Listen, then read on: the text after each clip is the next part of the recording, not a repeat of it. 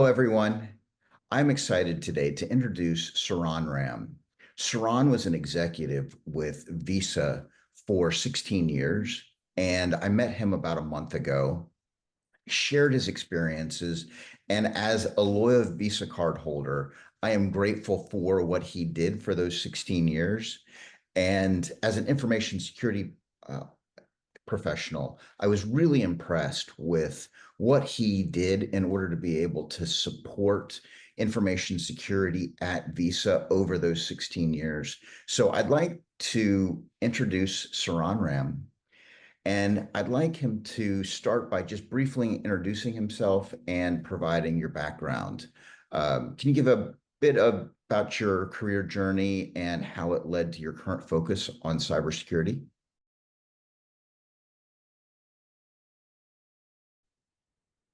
Thanks, Greg. Thanks for having me here. My name is Saran Ram, and I have over 20 years of IT experience, primarily focusing on building IT infrastructure with the operational resiliency, business continuity, and good disaster recovery plans. I have a master's degree in information technology from Virginia Tech, and I also have an MBA from SIMS India. I spent past 16 years in Visa at various capacities, including a senior director role, where I formed a central infrastructure provisioning team spanning across multiple continents.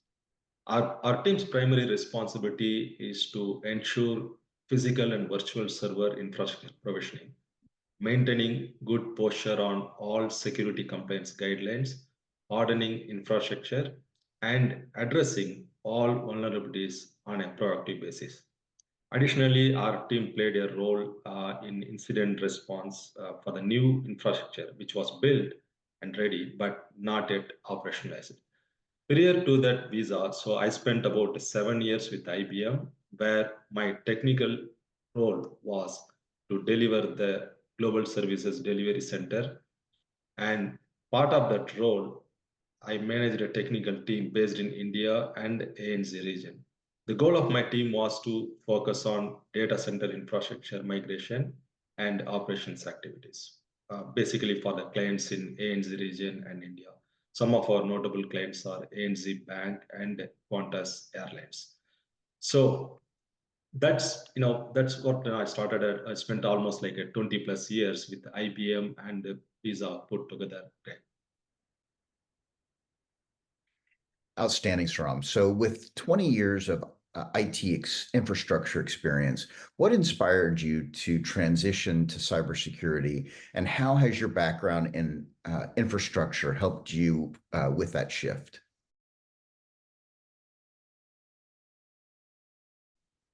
Okay. So my focus on cybersecurity is essentially being led by two important factors. First one is my partnership with the SOC, NOC, and incident response teams at Visa. Each and every individual on these teams, 24/7, focus on detecting and preventing the threats, mitigating risks, and safeguarding our IT environment. And there is always a room for growth and improvement, especially with an emergence of AI technology and increase in automation solution. Secondly, in Visa, I work closely with business teams to understand the importance of business continuity and data protection. These business objectives require resilient cybersecurity model to sustain rapid business growth. Understanding the business objectives and establishing resilient IT infrastructure with proper security compliance guardrails are critical. And that's where I believe I can contribute and leverage my IT infrastructure experience and cybersecurity experience to support the business growth. Yeah, business growth is an important security feature, and you had a long and successful career at Visa. Could you walk through some of the most significant projects that you led during that time, and focus on those initiatives that really contributed to operational excellence and security?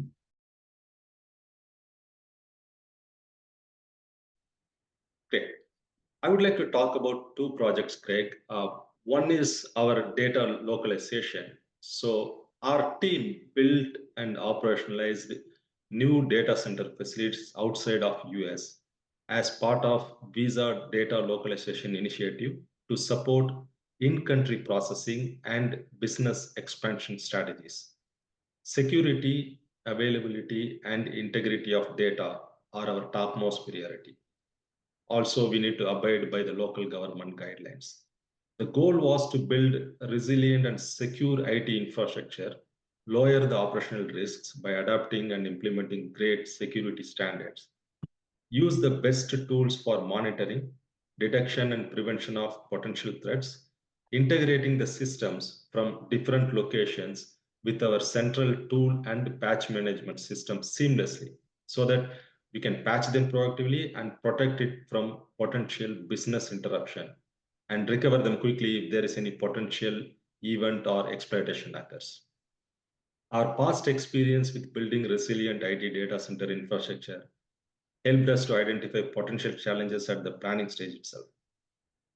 This experience, blended with great minds and the tools which we had, we managed to build and deliver one of the best infrastructure in the shortest span of time that directly helped and contributed to Visa's success and also the business growth in new and emerging markets. The second project which I want to talk about is the Visa TV.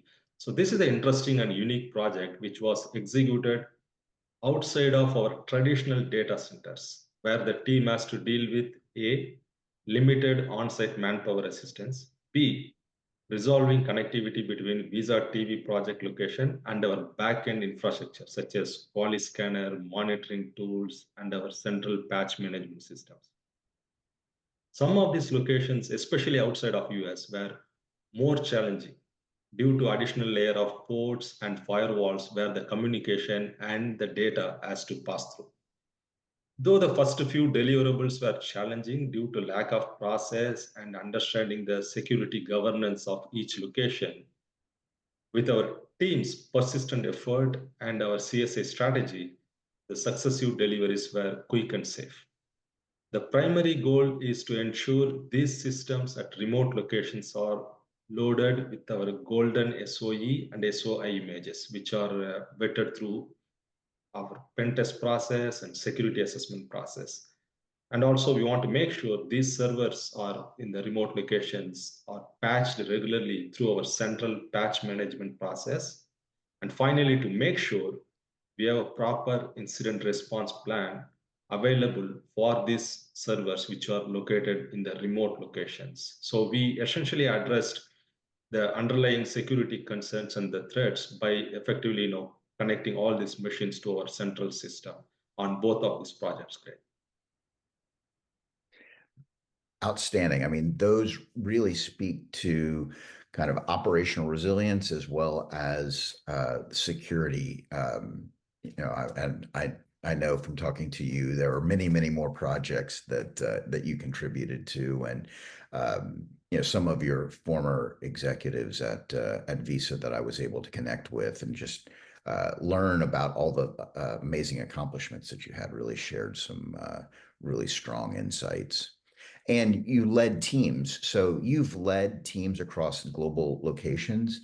How did you approach managing such diverse teams? And what strategies did you use to ensure collaboration and success, especially in dealing with, the complex, large infrastructure at Visa?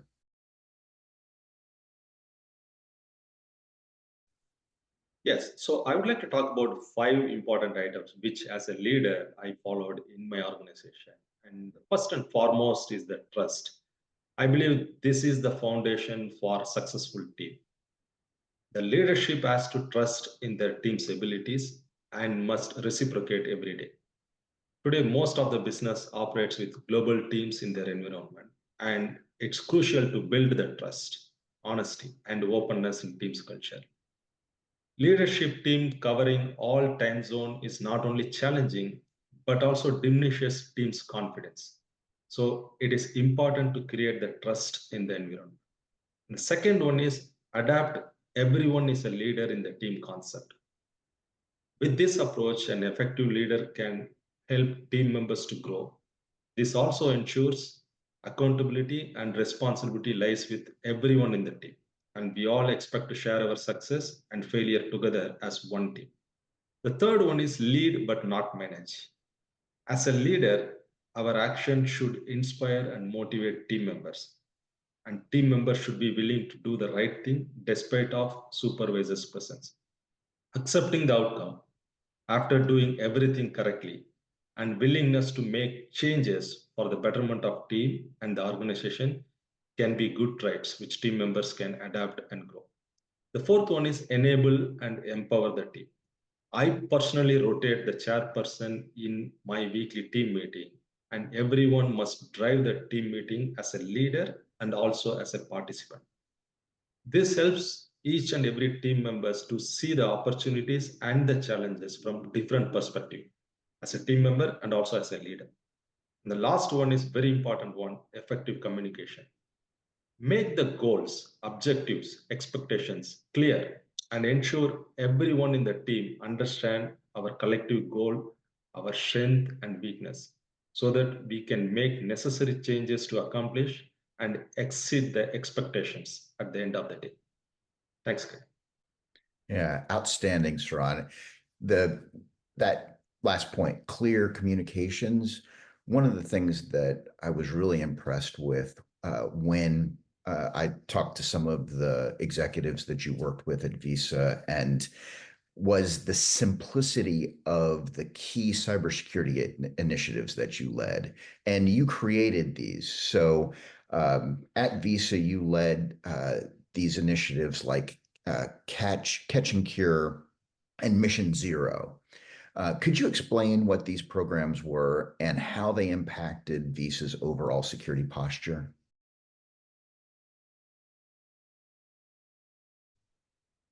The Mission Zero concept was designed to address two objectives.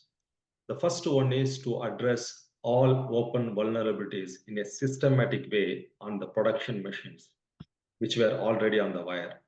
We call them pending in backlog for operational acceptance criteria. We shortly call that as an OAC program.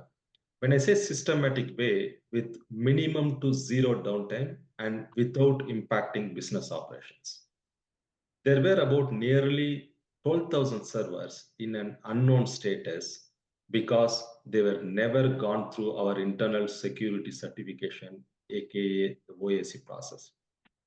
The OAC process essentially certifies the newly produced infrastructure or the servers are free from all open vulnerabilities at the time of production turnover. Our team clean up this backlog of 12,000 servers in the record time of 18 months by recertifying each and every machine and ensuring the business is safe and secure. Our team members' relentless efforts and senior leadership team support ensured the mission was successful. The second one is ensure the newly produced servers would not end up in the backlog. Instead, do it everything right from the beginning to the end. More importantly, do not introduce newly produced servers into a production environment unless until all the security compliance standards are met and open vulnerabilities are addressed effectively.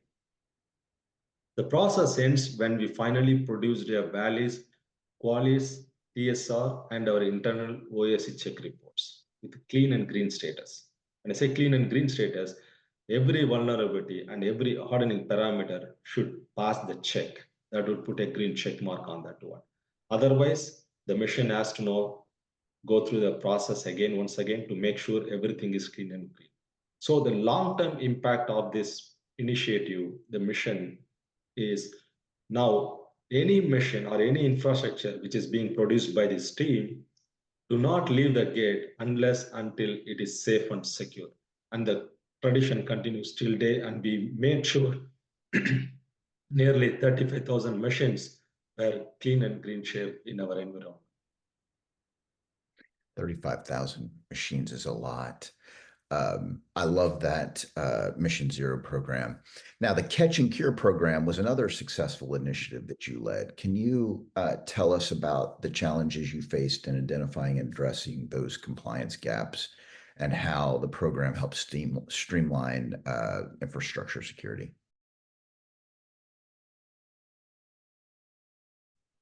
Sure. The Catch and Cure program aimed to focus on risk avoidance and risk prevention instead of risk mitigation and risk tolerance. The basic idea of the program is to, in each and every step of new infrastructure provisioning, we try to catch all the security challenges and flaws, record them properly, obtain either the workaround or complete resolution, cure those issues, and move to the next step. By repeatedly doing this process, we manage to identify the issues which occurs very frequently and also which is happening at very least level. This discovery helped us to formulate a plan and bring in right resources to address these failures quickly.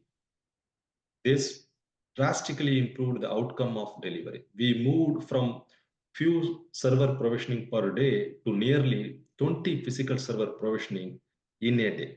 That's almost like 300 to 400% improvement, which has been Wow. accomplished through this program.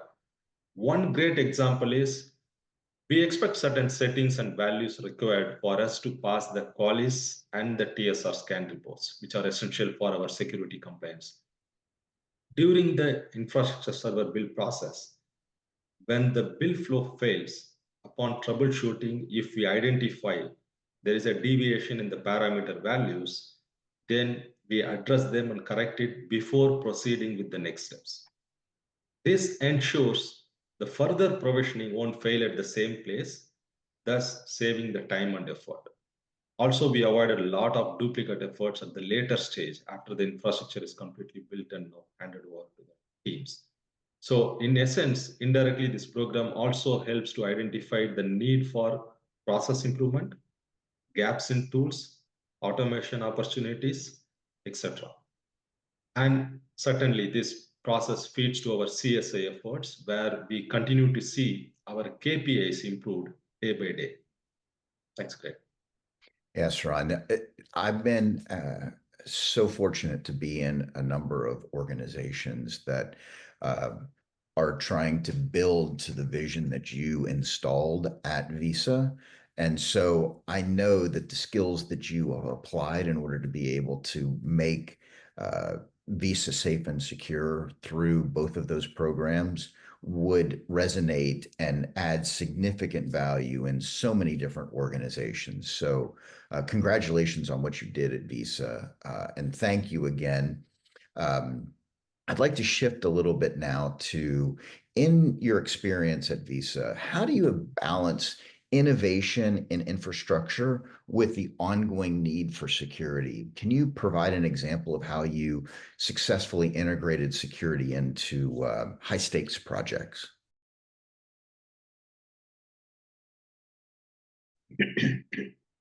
Sure. Innovation is an integral part of our team, especially when the team continuously interacts with over a dozen teams in order to build and deliver one single instance of physical server. Whenever we introduce any new innovation, whether it is through automation solution, new script introduction, or even new process enforcement, we first run through our ideas with our security team and seek their feedback. One classic example is virtual appliances build images, which changes very frequently. Our vendor partners often releases new image files in quick succession, but we make sure to put through those images into our internal security assessment process and if required, complete pen test. This will make sure those images are vetted properly before introducing into our environment. Though it's time consuming at times, we never compromise our security posture or lower guards due to fast changing environment. There is always a balanced approach with business needs and an underlying security measures whenever we introduce any new innovative thoughts or ideas into our environment. Yeah, I love how you've put those two together, kind of innovation, security, and really thinking about rethinking what infrastructure for the Visa organization needed to be as you moved from uh, physical equipment to virtual and into the cloud. Given your deep experience in infrastructure and cybersecurity, what advice would you give professionals looking to bridge IT infrastructure and cyber? And what skills and mindsets do you think are most critical?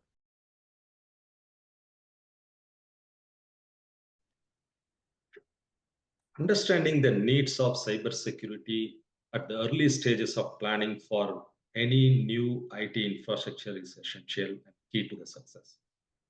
Any IT infrastructure built with weak security is pointless and poses threat to sustainable business continuity and operations program. Having appropriate security controls, good monitoring tools, clear BCP DR plans, great security governance policies, and formidable incident response team with knowledge of infrastructure architecture design can help to alleviate most of the challenges in a proactive way. And this can significantly reduce potential risk impacts to the business. For the leadership team, it is important to create security awareness among employees through training, drills, simulations, etc. This can help to improve some basic cybersecurity skills for all employees and can also change people's mindset on the importance of cybersecurity. Finally, cybersecurity should come first, and it should be topmost priority for all organizations and not other way around. Yeah, no, I completely agree with cybersecurity needs to come first. It's a huge business enabler. And, looking forward, what areas of cybersecurity are you most excited about to focus on? And how do you see your experience at Visa shaping future contributions to the cybersecurity industry?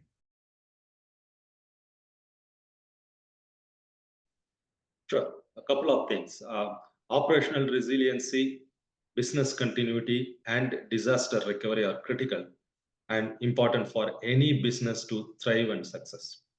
Protecting data and devices and ensuring the confidentiality, integrity, availability of data is a primary focus.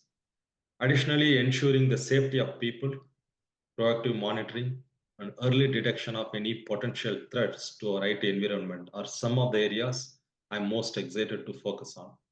There is always a post incident investigation and security measures to review, revise, reintroduce to avoid any reoccurrence of incidences. Certainly, these lesson learning process are the areas of my focus as well. In my past job, I have learned prevention is better than cure because even small exploit can result in great damage to business, both financially and the brand image. The stakes are high for finance industry. Any data breach and exploitation of our network disruption would be costly and have some irreversible damages. That's why we always focus on end-to-end security compliance on each and every step of infrastructure build process, not just at the end of delivery of the project. This way we can assure the end deliverables are safe and secure 100% all the time. Cybersecurity must be always one step ahead of entire organization to make sure every device, data, and personnel are safe and secure. Thanks, Greg. Yes, Saran, I think you and I are kindred souls relative to the importance of operational resilience and business continuity and cybersecurity and IT infrastructure. Really, that was what connected me to you and the conversation, the immediate conversation and connection that you and I made. And I really wanted to help you have a platform here to be able to get out and share with organizations all that you've experienced and the value that you can bring to organizations. And so finally, for anyone watching this video who might be interested in your work and what's the best way to connect with you, love to have you share your connection details and what types of cybersecurity opportunities are you most eager to explore?